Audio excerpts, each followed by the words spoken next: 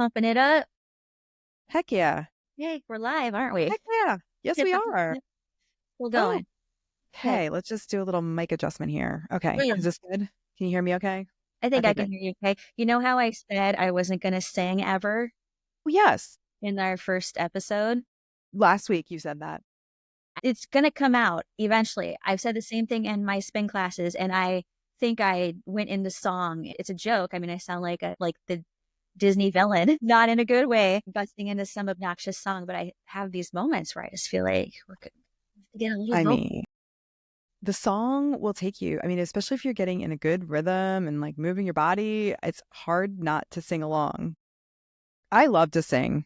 I love to sing. I'm singing like we are singing, but right now we're like super into Mamma Mia in our house. Still, it's ongoing actually. And so we sing like all the songs to Mamma Mia and we just like sing our hearts out. So we're here for it. I recall being in the car with you and I wanted to change the channel, and I got a very stern no from the back seats Right.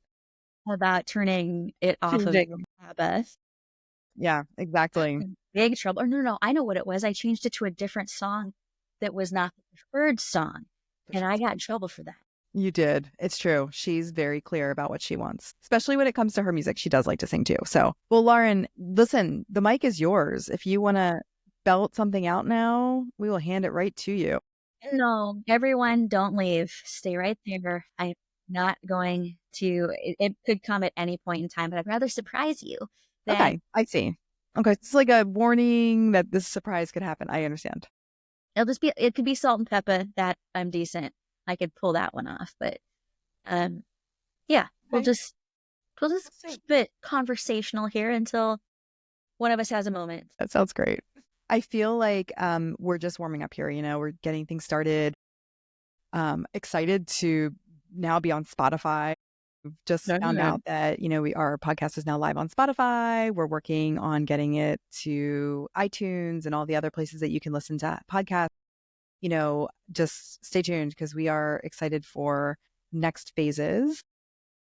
And as we continue to produce more, episodes and also grow our community, this is very exciting. So for those of you listening, thank you so much. We're so glad to be here. And we have another great episode today. We're going to continue to dive further into our topic of the month, which is all about heart health. And, I am just feeling a lot of love in general right now and like just feeling so uplifted with this step that we're taking and also just with the weather's turning right now. So we're getting some nice warm sunny days. So I am feeling it right now. I know I was out like I was playing pickleball last night until like 9 p.m.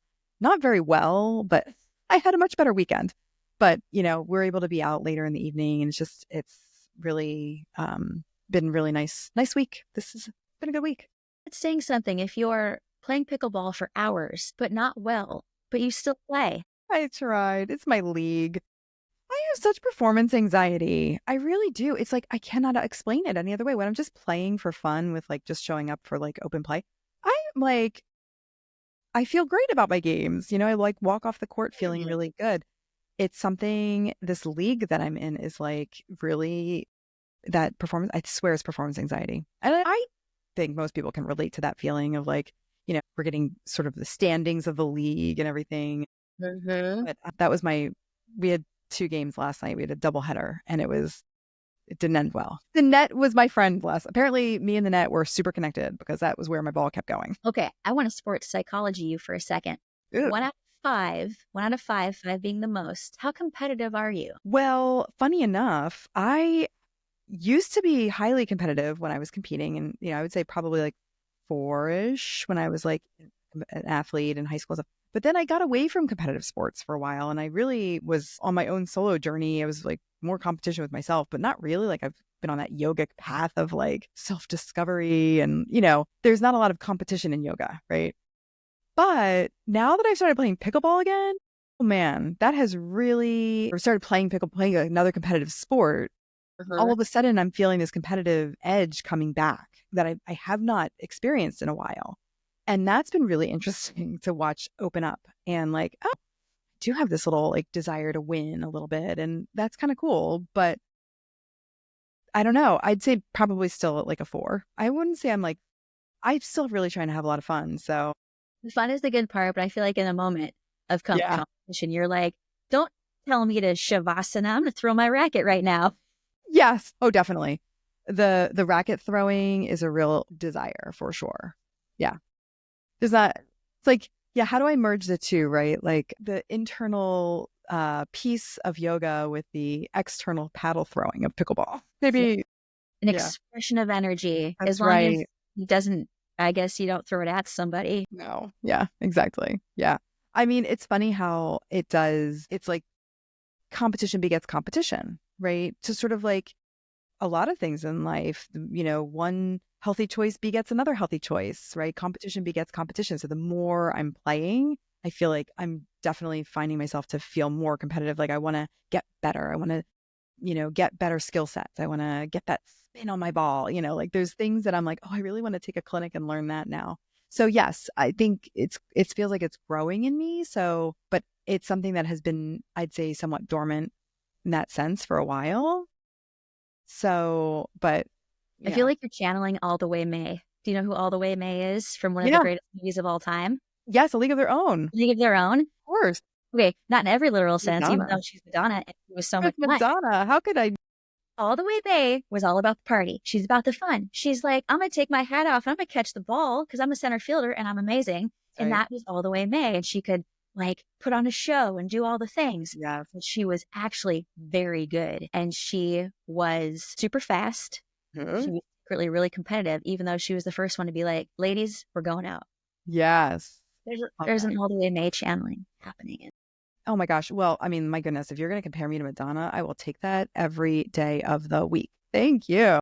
Always got to compare ourselves to somebody, right? Oh my It's gosh. A relative. League of It's Their relative. Own. Got to put that movie on again.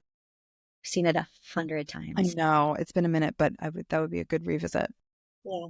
Yeah. Well, yeah. So pickleball. Yeah. Another fun way to get some cardiovascular movement in. Oh my goodness. If you've ever felt interested in trying a new sport out, it's so approachable.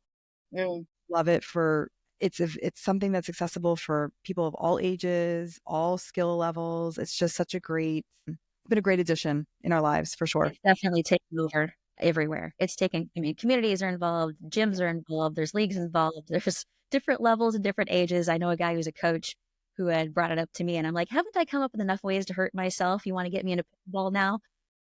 And then you came home and you made an amazing dinner. Did My you not? You soup. had the energy I to know. then, Well, I made the soup earlier and then came home and ate it. But my neighbor is growing. She's this amazing garden. They are so incredible. They're my next door neighbors, and she's growing all this bok choy. So she's leaving me I'm literally getting these humongous heads of bok choy on my front step. She's just so incredibly generous. So I was like, oh, I've got to make a Thai curry soup. We had some mushrooms. I got some shiitake mushrooms. We got some tofu. We got red pepper, carrots, threw it all in with this like amazing broth that had some Thai paste, like the curry paste, red curry paste. And, we really are careful about our dietary fat intake because of specifically one of the main reasons is we understand what insulin resistance is. And so we really try to monitor that, and it helps Cyrus keep his blood glucose levels as stable as possible. So we don't tend to use very much coconut milk, but I found a really great hack for the low fat approach of a curry or a curry based soup, which is to use another type of plant milk. So we use oat milk, and then I add coconut extract to give it that like coconut flavor. And oh my gosh, this soup, and then the bok choy, of course, was like the main event was the bok choy. It was so yummy. We ate that soup it was just like the best recovery meal from like being active and playing competitive sport for a while. And Indigo loves it. Like the mushrooms are just so flavorful in that broth. And like, it just was, we just were having such a great night. is that a cold soup or is it a warm? Oh, yeah, it's warm. It's Hot soup. served. Yeah, yeah, yeah. It's a hot soup. And, we're kind of wrapping up soup season here in Florida. Season is very short. I do love soups so much. They're so convenient, so easy. And like, we, especially Lauren, you and I as plant-based eaters and like, plant promoters. I want to, like, I really love celebrating the food because the food is where it's at, and if we're going to be focusing on how we make different choices, it's really important that we also showcase the foods and the meals that we are eating. So I think another, something to add in here is like, well, what are we eating? And soup is a good example of that. And seasonally, what do we eat? Like, there's certain things that change throughout the seasons, whether it's access to certain foods or as produce changes throughout the year. I know you grow a lot of your own vegetables in the summertime, but that's not really as available to you in the winter, with the freeze and stuff. So, how do we make this work as part of a bigger lifestyle? Like, we talk about lifestyle medicine, and then we talk about our individual lifestyles. And I think this is such a cool way to kind of feature some of the specific things that we're doing. What meals are we eating, right? And this soup was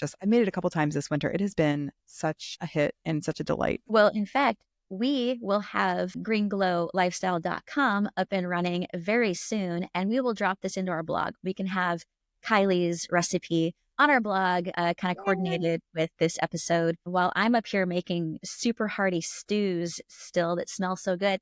And one thing I really want people to realize is that stews and soups are super affordable. You can make so much and you can feed the whole family on these foods. There's a lot of talk in the air right now about the affordability of groceries. And I tell you, you get those cans of roasted tomatoes and peas and beans and roasted corn. And gosh, what else have I thrown in there in the past? Wild rice or chickpeas. I mean, there's so many things that go into a stew. And on top of it, you've got veggie broth and all the spices. And the thing that I realized I had been making was something I call like a super broth, like the super immune loving broth, immune supporting broth, because you've got a combination of tomato, vegetable broth, and water. And then you can throw in 8 different spices on top of it. You've got garlic and onion in there, plus whatever spices that you like. Cinnamon, I think, is the missing ingredient now with a lot of stews. I've started to put cinnamon in with a lot of cumin. That Love smells that. so good. Yeah. And when I drink So it, I feel warming. like no cold is going to get me. Like Oh my God. this year. Not this year. Not this virus. I mean, oh my gosh, that would be such amazing content too for us to talk about in the future would be immune health and all these, like you're saying, the spice world that exists for our immune benefit. And you're right, adding those things in, it's so easy in like a big pot of vegetables and beans and grains. I mean, these are the types of things that we're eating every single day. And it's such a celebration of spice celebration. It sounds creative, but it's easier than you think, right? It's just looking in the fridge. What the heck do we have left over? All the magic I always say is at the actual grocery store. If it's in the house, you can eat it. But if it's not in the house, then you're not going to know what to do. Yeah. Looking for something that might be missing. But Yeah. A few of the staples, if you're in the season to make stews or soups, they can really get you in a slow cooker and save you several days worth of, I don't want to think about food, but I have meals in the slow cooker right now. I can't believe how helpful that is, even when I'm not commuting and dealing with the schedule that I used to many, many years ago. For anyone that does deal with that, you don't want to think about food. You got to get into that slow cooker headspace and load it up. Oh my gosh. Yeah. So that's what we're eating lately. Well, I love this. And I think, yes, I'm so glad we'll be able to share some of our recipes, our favorite recipes on our blog. That's going to be amazing. And yeah, as you kind of plug there, greenglowlifestyle.com coming to you soon. That is actually, by the time this episode airs, it may actually be up and running. So that would be exciting. We'll see. She's lighting a fire under my butt by saying I know, that. right? There's a way to do it. Yes. Yeah. And so, lots of exciting things happening right now. But today, last episode, we had a chance to sort of do a deep dive into a little bit of my background and, why, and in the what's the word for, like, in the interest of getting to know Lauren better. In the interest of getting to know Lauren a little bit better, we're going to let Lauren share more about her journey and some of the interesting connections to the theme of the month, which is health, which is heart health, because the way that I think from what you've shared with us already, we know that you have a history of having type 1 diabetes. You have made significant changes into your lifestyle choices in terms of your dietary strategy. And then you also moved into this work with other people where, you became the registered dietitian and the diabetes educator that you needed for yourself once upon a time. And so I kind of want to like take a trip back and, to trip down memory lane a little bit. Not always the easiest thing to do, but I think it would be really great for our audience and listeners to hear a little more about the beginnings of your journey. When you were first diagnosed, like that whole experience you were having, and especially when it comes to like the relationship with food. I know that that's a really important part of your life's work now. So love to hear more about that if you're interested in sharing. Yeah, I can definitely get into the dark and scary, the cavernous lockbox in my mind where those scary memories from my teenage years have gone. But when you live diabetes and you work in diabetes, you end up tapping into your inner child. I think that coming to light the healing that maybe you need to do. And when you get better at that, you become a better teacher and a better instructor. There's a reason why so many people who are maybe in different areas of recovery then become the folks who support others to do the same thing. Mm-hmm. And those of us that have that personal experience somehow wind up becoming leaders or advisors in the field because of going through it ourselves. And I had explained before that I got into the diabetes world kicking and screaming because I didn't want to end up working in diabetes. But it's what I know. It's what I came to know much better. Fortunately, I had the fortune to be able to look at myself almost from the outside in and know what I needed to change first, and as a priority, the things that I needed to change drastically. It was going to be a major big decision in order to have some prevention in my life. I wasn't doing anything in my 20s really to work with prevention so that I didn't have complications. I look back and realize, oh my gosh, where would I be now? So yeah, I was diagnosed when I was 11, and we didn't have continuous glucose monitors then. There were some pumps hanging around, from what I understand, some gigantic early creations of insulin pumps, but nobody was using those. We had different kinds of insulin. Some of it was really slow acting. We called them NPH and R, often called them clear and cloudy. We had our sayings for that. But to take everybody into the mindset of a child diagnosed with a chronic condition that's hands-on like type 1, think of it this way. You learn things about nutrition that have a lot to do with numbers. They have a lot to do with controlling food. I could read a label, I could count grams of carbohydrates, and I could give myself insulin injections with a syringe by the time I was 12.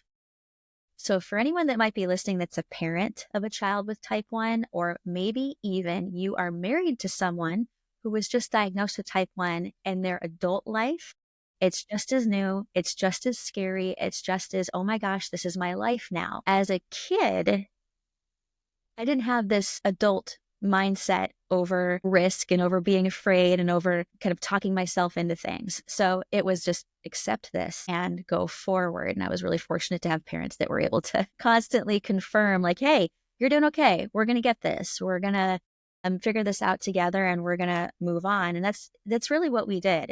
It was this repeat the motions every single day, eat as well balanced as you can. It was very much that traditional veggies and something starchier like a potato or rice, and then the meat on the plate. A very traditional kind of family vibe going on for us. So what could go wrong? What could go wrong? Well, eventually I hit puberty, and I'll tell you what went wrong. Blood sugar affects your mindset. And it affects the way you feel about yourself, and it affects your emotions. Your brain health is very much affected by what your glucose is doing. And if your blood sugars are running high all the time, you probably don't feel very good. But what you don't know is what's happening internally at the cellular level. I sure as heck didn't when I was 12, 13, 14 years old, and I wasn't going to ask the doctor to teach me. I was just trying to survive every single day, trying not to kill myself with insulin every single day on accident. Type 1 is a fairly dangerous disease. Insulin is not a toy. And the technology is not a toy, even though a lot of people out there in the diabetes professional world thinks that more technology is better. They seem to think more tech is going to make life easier, but what it is more responsibility. So you've really got to know yourself here. And what do we do in our teenage years? We try to know ourselves, but do we really feel in control of our bodies? Do we really feel in control of all the reckless ideas that we might have, or the decisions when we're a kid? Well, underneath all of me trying to be a kid was me trying to manage the medication and trying to balance food. And I really wanted to be an athlete. It was innate. It was hereditary. Talk about competition like I asked you. I have Mm-hmm. a pretty unhealthy relationship with competition. So I'm like wincing to say this, um, to the point where I shouldn't compete. I mean, you shouldn't play like cards with me. No Battleship. good night. Yeah. Yeah, like I need to stick to doing puzzles, and I just can still get competitive with puzzles. So yeah, I think honestly, like the competition was bred into me as just someone who's got a family who's active.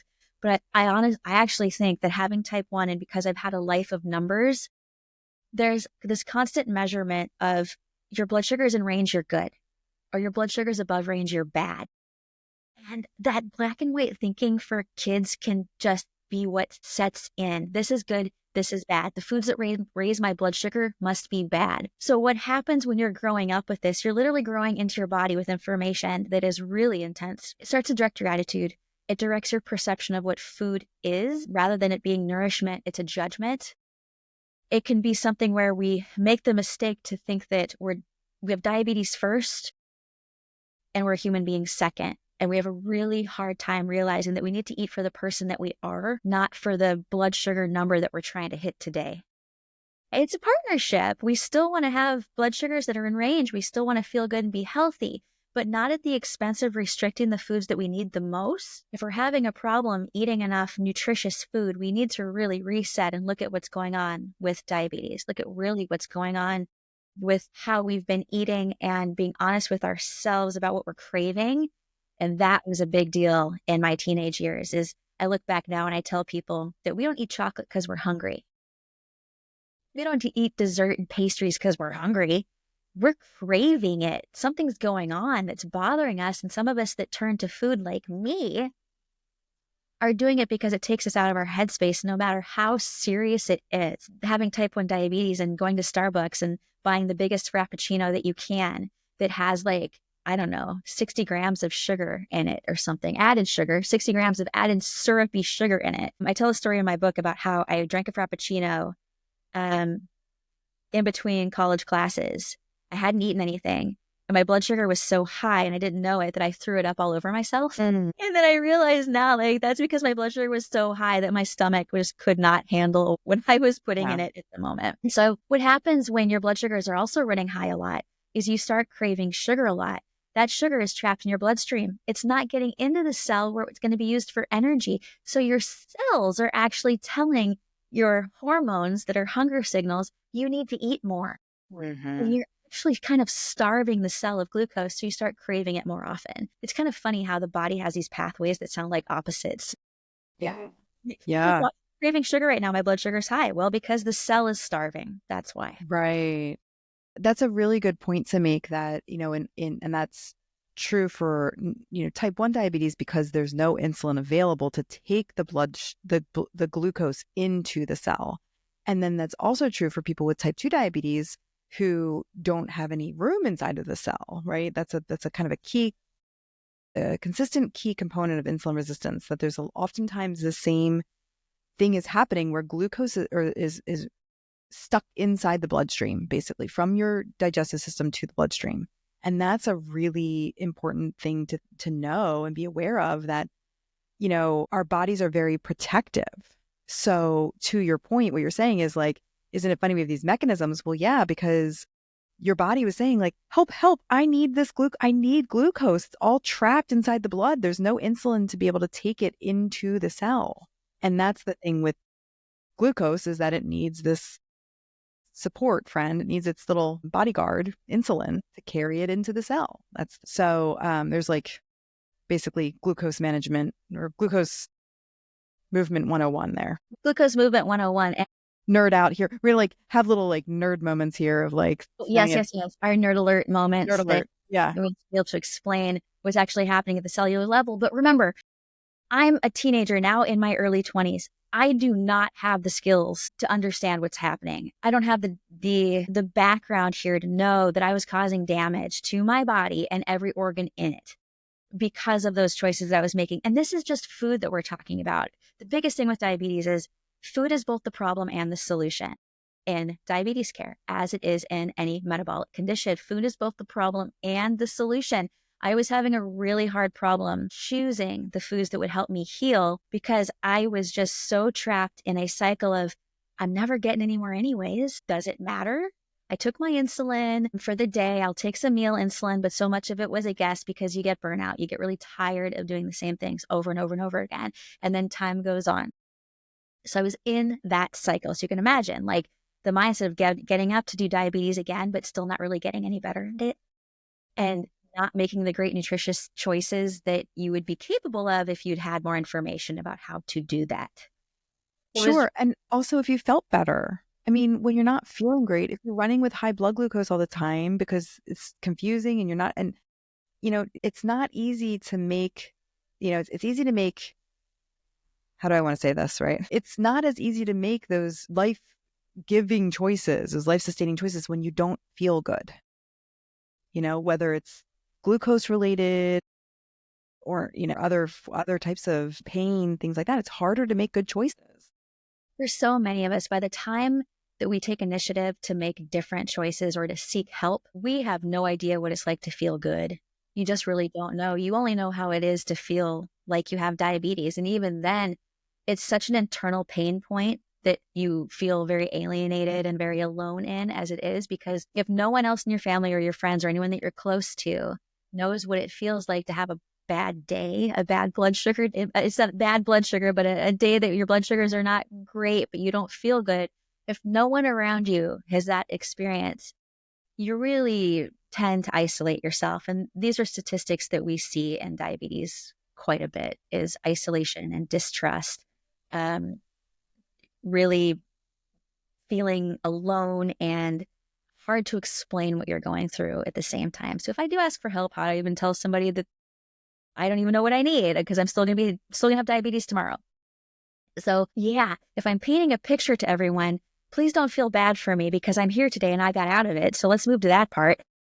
Most of us can relate to the teenage years and how, they're challenging enough without having something that makes you different or feeling isolated. So I think that this is a really relatable journey. And also, as most teenagers, food choices are social, right?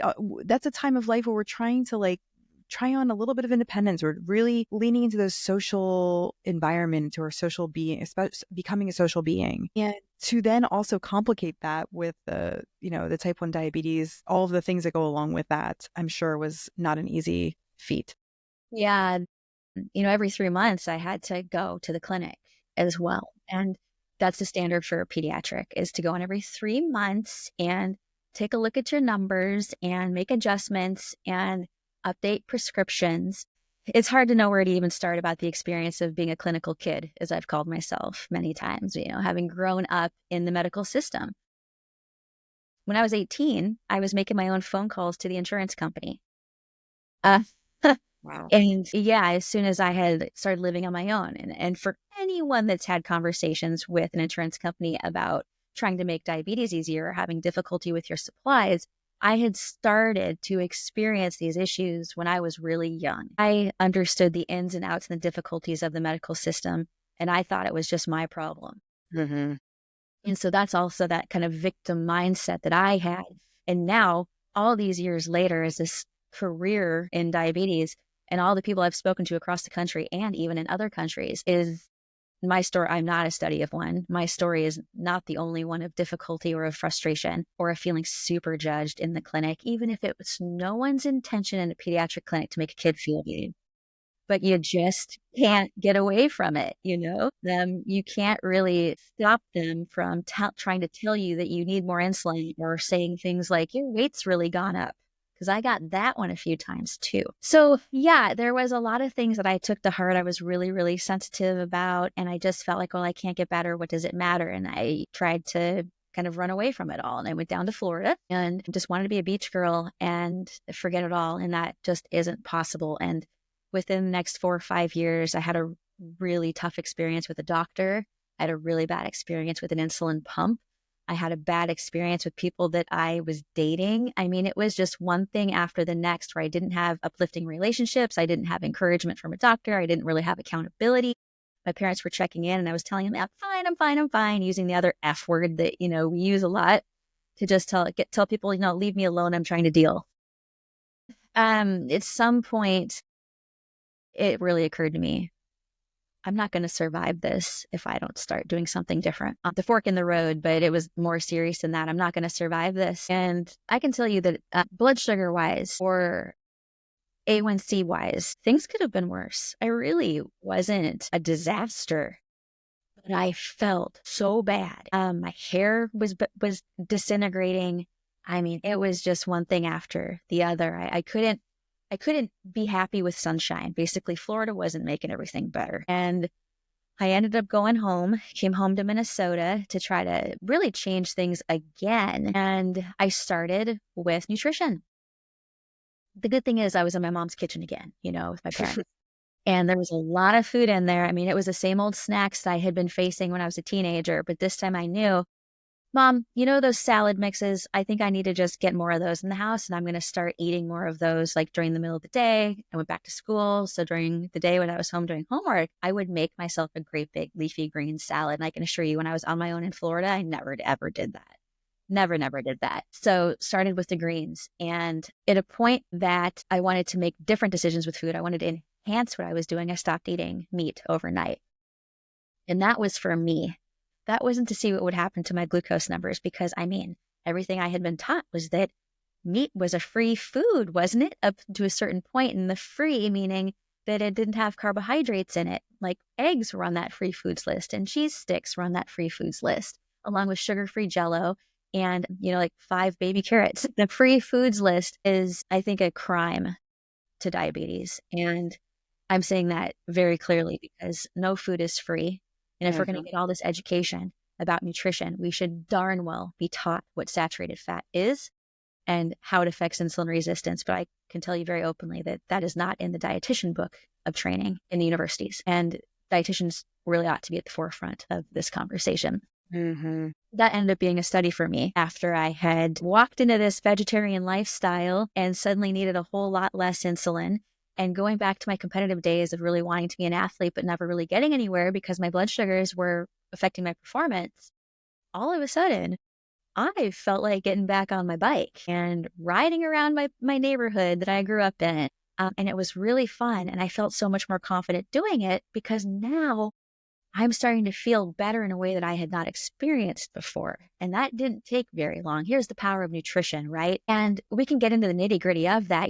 Fiber is the one that is obvious, but what comes with fiber is this anti-inflammatory component of what you're digesting. You are feeding your microbiome. You're getting good guys in your system. And here's the nerd alert on microbiome. Like I like to say, is it's just the environment inside of you. If you look out onto a lake or you look out onto a swamp or a pond, that is an ecosystem. There's a whole heck of a lot going on in a swamp pond to help it grow and flourish. Well, not that I had this vision of my body being a swamp pond, but now I think of it as like it was really cleaning out my system and I was regrowing from the inside out, and it became super evident. I was happier. I had a different expression to myself again, kind of like when I was a kid and just home and nothing to worry about. But now I'm home and I'm like getting into music again. And I was starting to feel more optimistic about life. So to know that you can make choices with nutrition that can improve your outlook on life, it's all about eating a little bit differently. That was the start. That's all it took. Eating a little bit differently gave me the energy that I needed. And as my blood sugar started to drop physically from the inside, everything was starting to run more efficiently.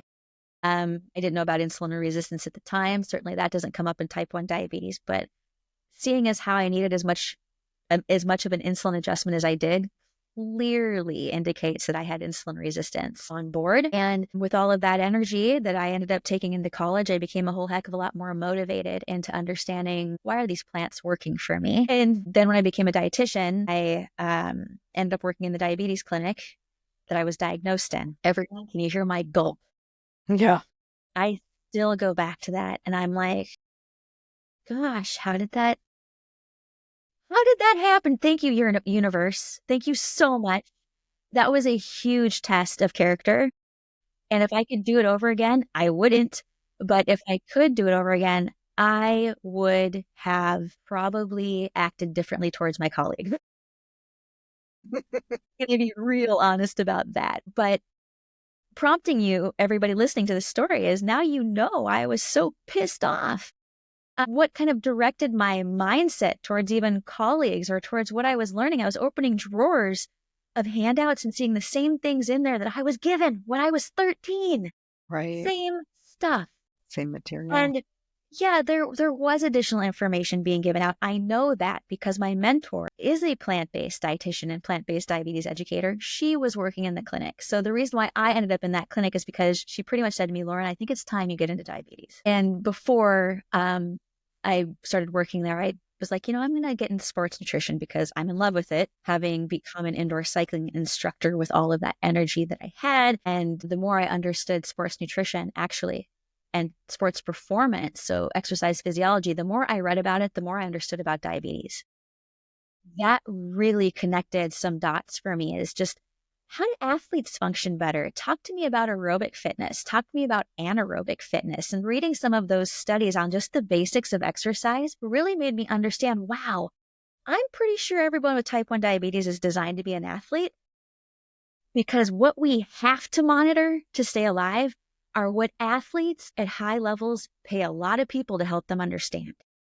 Mm. It was clear, right? Yeah. Like, I was thinking about the Olympic Village in Colorado Springs and about how you've got your oxygen being monitored. You're doing all kinds of metabolic testing. There are all these coaches here trying to help you become a better athlete. They're watching you sleep. They're watching your stress levels. They're looking at glucose levels even, but not as closely as anyone with type 1 diabetes are. And certainly not as often as people with type 1 diabetes are now today. And also athletes without type 1 diabetes looking at blood sugar today to become better athletes. But back then, when I was learning about this, I thought, they have entire teams trying to figure out how to help someone perform better. I have to know this stuff right now. It's not that I'm wearing a heart rate monitor every day, but even simply wearing, a device that's tracking your steps, a pedometer. I mean, all of us are kind of wearing devices in exercise now. And that information can actually help you become healthier when you have diabetes of any type. So everything that I started to learn, and it helped me take action. And I realized that those actions with nutrition and exercise and my awareness of stress levels, because they were high, and if I was angry about things, I really needed to fix that too, because that has a direct link to being happy, and stress levels. And sure as heck has a link to the heart and to heart health. So all these choices I was making were preventive. Finally, I'm maturing. Finally, I am making really good choices, and they're not hard, and I'm enjoying them. I think that's the moral of this part of my story that I've told you all today, is that how you feel about yourself, your happiness, your relationship with food and your body, they're a part of your healing journey. They're a part of these lifestyle interventions, the things that you want to do for yourself that you might sound like repetitive basics. Oh, eat healthy and exercise. Well, look at how deeply rooted it can be for someone. And I also want to bring up, if there's someone that has battled with their weight for decades, there's deeply rooted issues to why someone battles with their health. It is not simple for anyone to make huge changes. And for me, I had to get a lot of background taken care of. I had to understand why is this working? How am I going to continue to do this? How am I going to monitor myself? Is it actually okay to be a vegetarian and have type 1? Because I don't know anybody else doing this, much less take it further and nix the dairy and the eggs too, which when I did that, woohoo, I got even fitter, realizing the dairy wasn't great in my body. So here we are, linking my diabetes journey to preventive health. And now I know that I have done a lot of things to help protect my heart over these years. And I can't help but be concerned about that too. For sure. I mean, we brought this up in past episodes that, for people living with any form of diabetes, cardiovascular disease risk is automatically elevated. And a lot of that has to do with the prescriptive diet for people living with diabetes. And if you're diagnosed with type 1 diabetes, just like you were saying, these sort of the idea that these free food exist, like, oh, you can just eat meat and cheese and all these things that are very high in saturated fat. That's the big takeaway there. The elevated saturated fat causes higher degree of insulin resistance. It puts fat inside the blood vessels. It puts, clogs arteries. It puts fat inside the muscle tissue. And that causes long-term, short and long-term complications. So, if we kind of go back to the root of why do people with diabetes have such a high risk of heart disease? Well, the question is, look at the food that's being recommended to eat. Like, that to me is the big question. Like, why are we recommending these diets high in saturated fat when we know that leads to heart disease?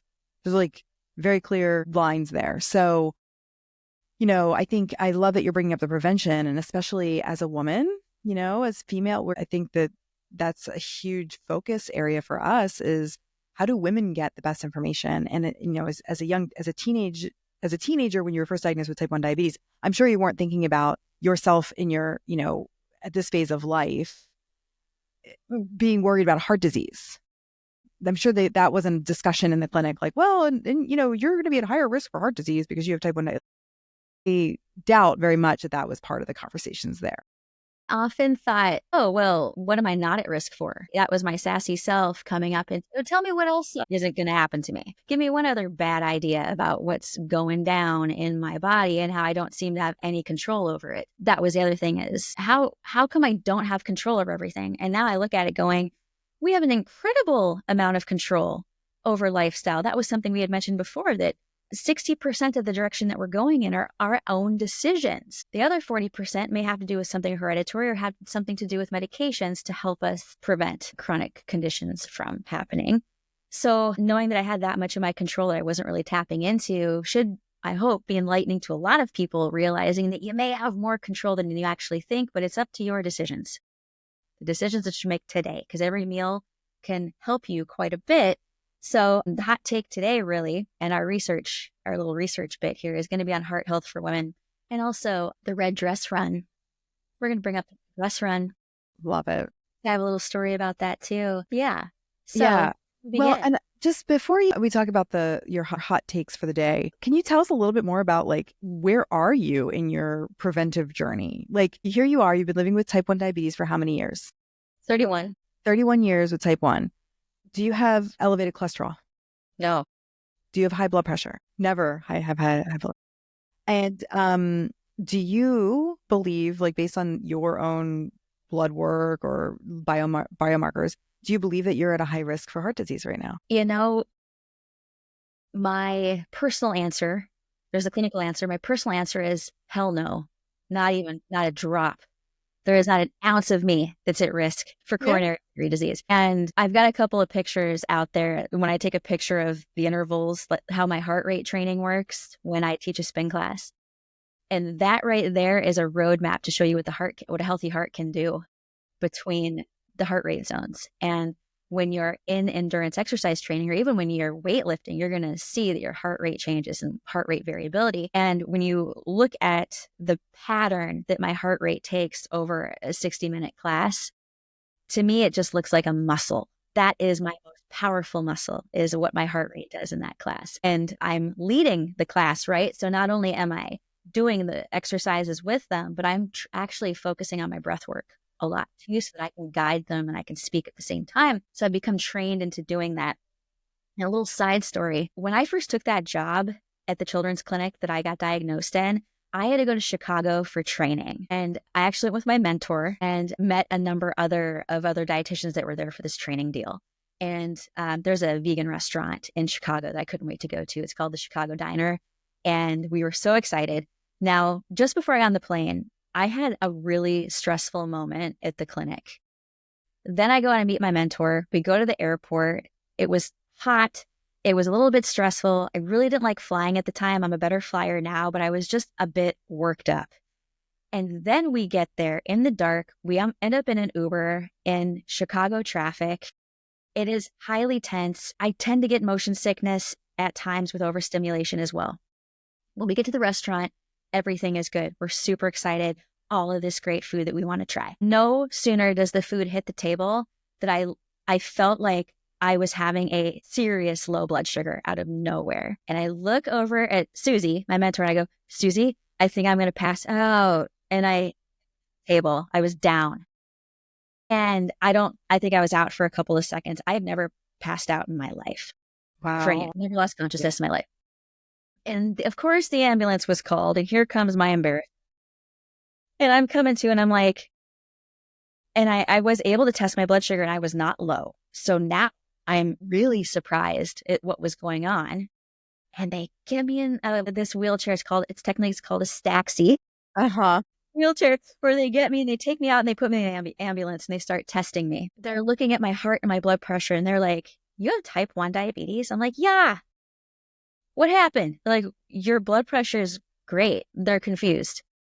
And they're like, you're definitely pregnant. I'm like, okay, we're going to fight about this because I am not pregnant. I was very irritated that they would say that to me. It was like an accusation.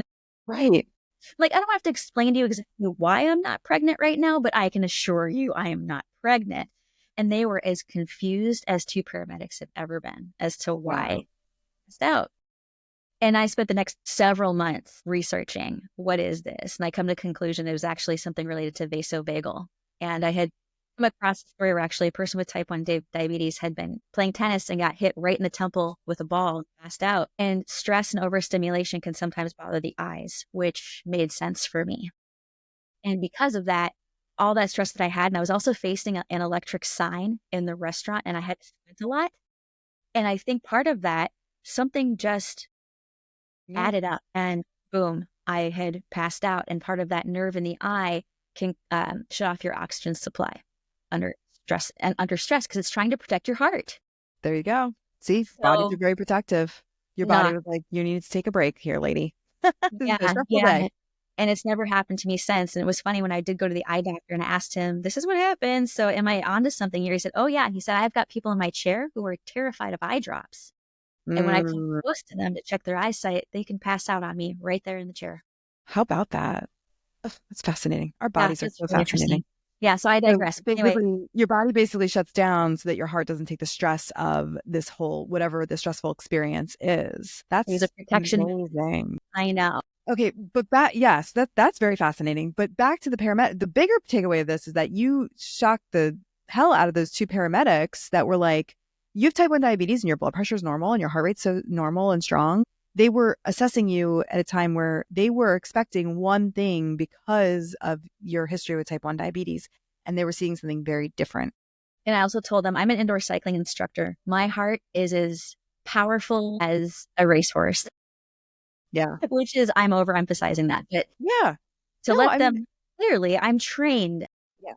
Because this is not my heart. Right. Exactly. And for a side note too, I've also been in your class, so I know the high degree of strength that you have to lead a class and also bring, that was a very strong class. So, again, I think the takeaway here is like, you're somebody living with type 1 diabetes for 31 years. If you were to walk into a brand new doctor tomorrow and just see a doctor, an endocrinologist, there's a good chance that they would, even though you do not have high blood pressure and you do not have a, high cholesterol or any history of cardiac event, there's a good chance you would still get prescribed a statin drug because you have type 1 diabetes. That is a standard for a lot of people. It's a standard of care in the diabetes world. If you're diagnosed with diabetes, you automatically get a statin. That is something that is very concerning because you are somebody who makes different choices in your lifestyle.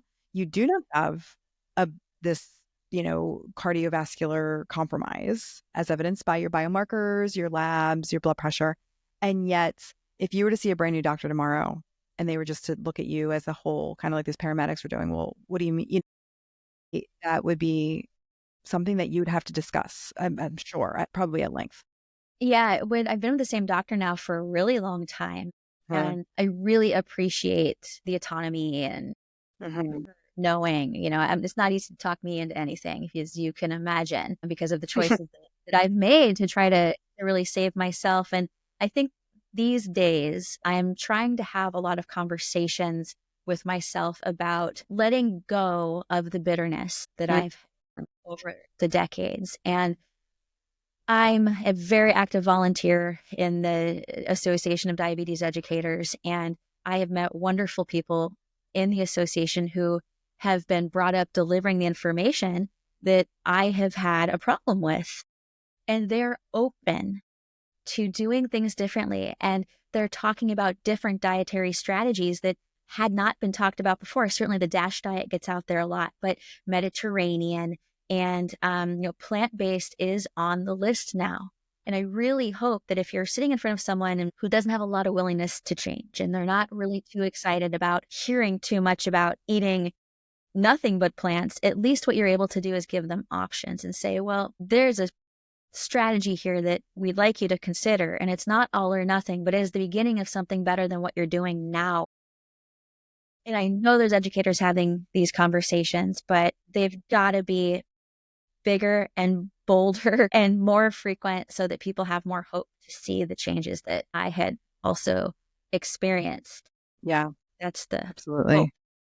That's incredible. And you're such an incredible advocate. And I mean, just working at the organizational level to hopefully showcase what other options are there. And I think that's so powerful. And I'm so happy for you and that, you are doing that work because, we need people with all these different points of view to be at the conversation of policy change and of, changes within the system so that people know that they have options because, I hate to say this, but this low carbohydrate approach has been recommended for people with diabetes for 30 plus years, 40, I mean, however many years, 100 years. And I mean, how is it working? It's not really working out if people just have more heart disease, right? So there's knowing that there's a different way. And, again, you've experienced the different way. I see that. I mean, I've experienced it with Cyrus and his heart health. And, we know he is also, heart attack proof, we like to call it. We want you guys around for a really long time. From a preventive standpoint, or what you're demonstrating, especially, in you're physically in your body demonstrating this is really powerful and really exciting to see that there's hope. Like you said, there's hope. Yeah. Yeah. To turn things around. And with respect to people who I've seen in the low carb world that they were taught making things work for their blood sugar, the numbers don't lie. We know that. You've been following a low carb plan and your A1C is 5.9%. Okay, great. You're kicking diabetes right in the ass. But we also know that based on research with the heart, with the kidneys, with the brain, just overall cardiovascular system and general wellness, we know that if the diet is really high in animal protein, it puts us at greater risk for pretty much everything we don't want. And that is not a joke. So if the numbers matter more than anything else, you are killing that low carb diet because your A1C is down and nothing else matters, then okay, nothing else matters, I guess. Everything else does matter to me. And it did matter. And if you hate going to the doctor's offices for your regular visits, if you hate going in, imagine how much you're going to have to go in if you end up on dialysis.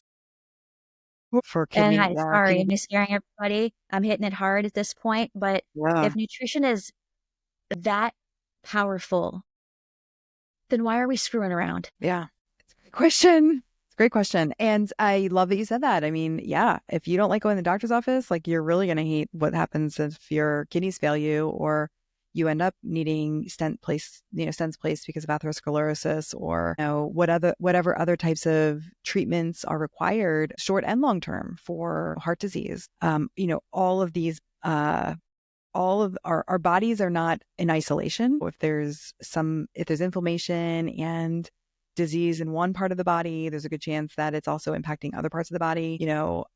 When it comes to insulin resistance, fatty liver goes along with that. Kidney disease goes along with that. Of course, the diabetes, the heart disease. So you're right. Nothing is in isolation. So, I've heard the quote, choose your hard. Is it what's hard? Making changes in what you eat so that you can feel better and actually avoid the cost and the pain of the conditions? Or is the hard you're, going into the dialysis center every week because your kidneys are failing you, right? Those, choose your hard. That's a really bold approach, bold statement. So sure that my hard is what I do on a bike, that Yeah. my hard is with intention, Hmm. and that my hard is connected to my passion to help people who say enough. I have had enough of this. I am ready to make different choices because what I have been doing, it's just, that's not it. It can't be it. I want more. Um, those those are fun people to have conversations with. I love that. Okay, so just to sort of circle back here, we'd started to go down the path of the hot take for our week here. Let's get back to that because we are really diving into heart health. We've talked a lot about heart prevention, or heart disease prevention here, and you have some very interesting things to share here about some things that you've been digging up and playing around with. So Yeah, I knew that I was going to be talking about me today, and I wanted to figure out how to stop talking about me today. Finding some great links related to heart health for women. And we've got some good things here. We've got 5 points. They're from really great reputable sources. So the National Institute of Health, NIH, Harvard, let me look at my notes here. Where am I going? National Institute of Health, Harvard Medical, and the American Heart Association. They together have some really great information for us to know, particularly as women. And I was really digging on some of the information that we came across. Now, coronary heart disease, it is the leading cause of death for women. This is women in general. 2 out of 3 women have one or more risk factors for coronary heart disease, and this increases with age. The big risk factors here are the conditions that are the family of metabolic disease, high blood pressure, high cholesterol, diabetes in itself, obesity, but now smoking is also a part of this. The family history of heart disease, we already covered increasing with age, and then the lack of movement, lack of that physical activity and stress. Think about how women's lives have changed since we all decided that we were going to be superheroes and do everything. Have the babies, raise the babies, have the career, be powerful chicks. Like we have taken on a lot and we handle stress differently than men do. And physically is what I mean. Physically, our bodies handle stress differently. And we came across a really interesting article that I encourage you to look at on heart.org, because heart disease was considered a man's disease.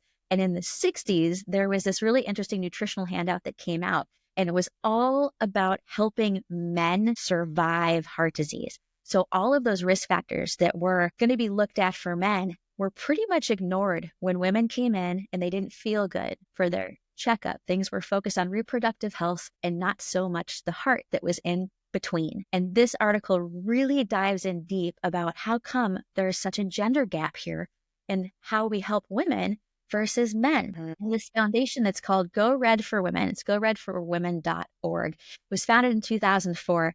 They had a mission to let women know that heart disease could be prevented by making lifestyle changes. 20 years ago, we've been encouraging this, and we know that it's not easy to change. Being able to say this is just, yay, it's in the air. Great. But what can women actually do individually to deal with their stress and to handle working differently and to really feel empowered to make some of these changes? And the fun thing is this Go Red for Women, they have these Go Red runs all over the country. I found myself in the middle of one with some colleagues at the diabetes conference last year in New Orleans, and we didn't know what was going on, but there were men everywhere dressed in red dresses, everywhere. Love it. We thought, well, it's New Orleans, so whatever. This is just how we roll. Where's the party? And honestly, there were men everywhere, and there were big groups of people just hooting and hollering and have a good time. And what I realized is they had just finished their run that was early in the morning, and we were passing all these guys along the sidewalk, and they had very short dresses on it. One of them says, "Hey, ladies, eyes up here," and we had been focused on the legs. He called us out on it, and it was really just this great community vibe that was going on. All these red dresses, these people hanging off the balconies in New Orleans. They were having a wonderful time. And that could happen in your city too. So guys, get your dresses out. Yeah. And ladies, get your dresses out. Yeah, everybody. Well, I love that it was an event for women, and you were saying that you saw a mix of people there. So there are a lot of people there supporting women's health, information, education. Yeah. Yeah. So how cool. And also, I'm imagining there's probably some of these events happening like this month because it is Heart Health Month. But what a great. So, and the other thing about that, the article that we found that was so interesting, not just the disparity between the way that men and women have been treated historically around heart disease, but the dietary strategy that was suggested back in the 1960s was a low saturated fat diet, a diet low in saturated fat. That was what was coming out. So this idea that a dietary strategy is low in saturated fat, which is the inverse of that is a diet that is plant-based, really, because it's very hard to consume high volume of saturated fat when you're eating a plant-based diet, predominantly plant-based. Yeah, exactly. So that's interesting because, again, you've got these timestamps along the years. You mentioned back, I think it was our first episode about how in the 20s, there was a ton of research that came out about insulin resistance and a low fat dietary approach, that was the optimal diet for insulin sensitivity. So we've got these timestamps along where research has shown us and the recommendations have shown us that actually a low fat diet is cardioprotective. And yet here we are in this, the new version of it, of the low carbohydrate, high fat diet. The new version is keto, right? That's today's version. And it's had different names across the, there's an Atkins, there's South Beach, there's like all these different diets over the years. But ultimately the plant-based diet comes on top in terms of heart health every time. The history throughout the decades of how powerful intact grains are for the health. So intact grain means it has the fiber. Legumes and beans and even sweet potatoes, the range of these nutrients are so protective. But what's distinct about a plant-based or a plant-predominant eating pattern as opposed to high fat is we're not trying to trick the body. We're not trying to play a game with metabolism when it comes to eating a lot of intact, nutrient-rich, fiber-rich foods. We're not trying to starve ourselves of glucose so that our backup generator can literally eat ourselves alive, because that's what a high-fat diet will do. You are eating yourself alive. And don't get me started with how endurance athletes find out that's a poisonous plan because they have no power. So that's a part of it, is to see that, okay, fat does play a role. How do we choose wisely? And if we choose the foods that are very low in fat naturally, well, we might just accidentally be eating a heart healthy diet without getting into the nitty gritties of the science. For sure. So there's an agreement here I had mentioned. The NIH, Harvard Medical, and the American Heart Association, we know this is the leading cause of death for women, and risk factors including high blood pressure, high cholesterol, diabetes, everything that relates to metabolic disease. Now, the second thing here, historical gender bias and heart disease awareness. In the past, heart disease was largely seen as a man's disease, leading to a lack of awareness and prevention efforts for women. Earlier studies have shown that women are also less likely to be referred for diagnostic tests to check for coronary artery disease, the underlying cause of most heart attacks, or even be referred to a specialist. And also, women who receive treatment, either medication or surgical procedures for this common condition, tend to have worse outcomes than men do. So that brings up number 3, disparities in diagnosis and treatment. Women often experience delays in emergency care compared to men, less likely to receive diagnostic testing, specialist referrals, or timely treatment, leading to poorer outcomes. So, okay, now we've gotten through all of the kind of, the doom and gloom, the oh gosh, we've been, okay, we got to be careful. We've really got to step into this. So the role of advocacy and awareness, the Go Red for Women movement, founded in 2004, focuses on educating women about coronary heart disease prevention through lifestyle changes. This will stand the test of time. And the advocacy efforts also aim to close the gender gap in heart disease awareness and treatment. I think we've done a better job of this. I think that the American Heart Association has really tried to get this out there and talk about that, I don't know, women matter. Maybe we start with that, that being proactive. But what's also interesting is that we don't tend to think of women as being less proactive for their healthcare. But this is an area where if someone comes into the emergency room, men are going to be checked out right away for heart disease risk, and women historically have or they haven't pursued the symptoms that they may be having, which could be like, I'm stressed, or I do have a little bit of body pain, and it gets written off as being something else. So of course, number 5, the need for improved healthcare practices. Research suggests that both women and healthcare providers may downplay symptoms leading to treatment delays. Again, I want to just point back that this is being pointed out by the National Institute of Health, Harvard, and the American Heart Association. It is known so that professionals got to perk up a bit. Greater awareness, earlier intervention, and equitable medical treatment are needed to improve women's heart health outcomes. Some solutions out there. Yeah, we've got a big problem, but we do have direction. Yeah. Well, and especially, I mean, again, I think like, well, what are the things that, women can do, and who do they talk to? They talk to your primary care physician. Make sure you're going for routine testing in terms of your lab work, getting your biomarkers checked, get that cholesterol level checked, get your blood pressure monitored. I think for a lot of women, especially you mentioned as women get older, sometimes again, we're trying to do it all, right? So we're raising the kids, we've got the soccer schedule, we're taking kids here, got date night with our partner, we've got all these things happening that are in conflict. And so the last thing we do is go to the doctor and get a routine screening, right? That's one of the last things, unless it's for the reproductive ones, right? Because I can tell you, having worked in the OBGYN clinic, like we will stalk you and hunt you down for your pap smear and your mammogram, because we know that that those preventative screenings save lives. And yet it's not, not always the same. It's interesting. The dentist that I grew up going to, she started monitoring blood pressures in her dental office, in her dental clinic, because she lost a family member to a very sudden, and a lot of people don't go to the doctor for those types of screenings, but they'll go to the dentist. Right. So I remember that being something that was like kind of cool that my dentist was doing, right? Like monitoring blood pressure, because it's a screening opportunity. It's an opportunity to be in front of a healthcare provider who says, hey, you should go get this checked out with your doctor. But, you can even just go to Walgreens or CVS and go put your arm in the blood pressure monitor when you're there picking up your prescriptions, or, whatever you're doing, picking up the stuff. But I think as women, if age becomes a risk factor, then sometimes we become the last person we take care of as women in particular. We're the last ones to get our own attention.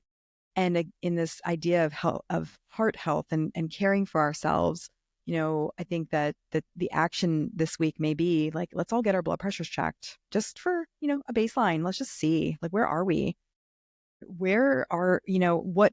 And then, okay, maybe my blood pressure is a little elevated. Now what? How can I make different choices? Where do I go for that kind of guidance? And maybe it is a resource like the American Heart Association. Maybe it's your local community center and start getting some fitness in. Maybe it's to talk to your doctor about options, but, definitely include some curiosity about plant-based nutrition, about that, in that if you've learned your blood pressure is high, can't tell you how many people I've come across in my coaching journey who have reversed their heart disease through plant-based eating. And that's the very, very, very consistent. If that's something that you're concerned about, look towards the plants, the fiber-rich foods. They're healing. They have all those amazing micronutrients, the vitamins, the antioxidants that are basically inflammation attackers. There are actions within someone's control. There are things that we can do. And also doing a bit of a family check could be a good idea as far as history goes. Yeah, even if you are a really healthy person, it's still a great idea to get things checked out. Like I always say, gosh, I've been in the healthcare system for so long. I don't know what it's like to just kind of deny myself care, I guess, although there are other things that I should go in for that I'm just like, I don't have time for that. I have diabetes. Yeah, right. For those of you that do not have type 1 or are not visiting an endocrinologist at least once a year, look for a women's clinic in your area. That could be a great way to get started. Really non-judgmental, really accepting, really knowledgeable about women's concerns and what women want to talk about. That would be a really great way to do it. Again, through the heart healthy groups that we're going to put some links to in our notes for those that want to throw in their zip code and see if there's a red dress run. anywhere near them, imagine the people that you would meet. That'd be so cool. The And a red stories dress. great. Right. The stories would be great. You're going to meet people with the same concerns or family history as you. That's also a really great way to just crack open a door that you may not want to walk through, but you can start by talking with others. Yeah. That door, I think you bring up a really good point of like the fear of the unknown, right? It's not easy to take that step. It's not easy to have to admit that, wow, I might actually be at risk for something, or I may actually have something going on. Scary, scary stuff. And the one thing I can say about fear is fear likes to stay in darkness. When we start to put a light on and shine that light on the thing that's holding us back or the fear that exists around health or whatever else is going on, that's a really good place to start. And when we put a light on, meaning explore where am I actually, right? Explore the unknown a little bit more. Things get more clear. You can have a little more clarity. You can start to feel more empowered with your knowledge and then start making different choices that will help you to move forward with a little more confidence and not being paralyzed by that fear. That's a big, yeah, fear and darkness. They live together. Get glowing. Put that glowing light right on it. No, you be the light. As I've Give said, your own light. be the person you need the most. Yes. I mean, you might be the person that somebody else needs the most, quite honestly, if you start down this road and it encourages others to pay attention also. So I think we have given you all too much to think about today. I know. Well, if you want to start somewhere, check out our soup recipes. We're going to post them. They're delicious and exactly what the doctor ordered, With the dietitian, the nurse ordered. Here stays with us. Exactly.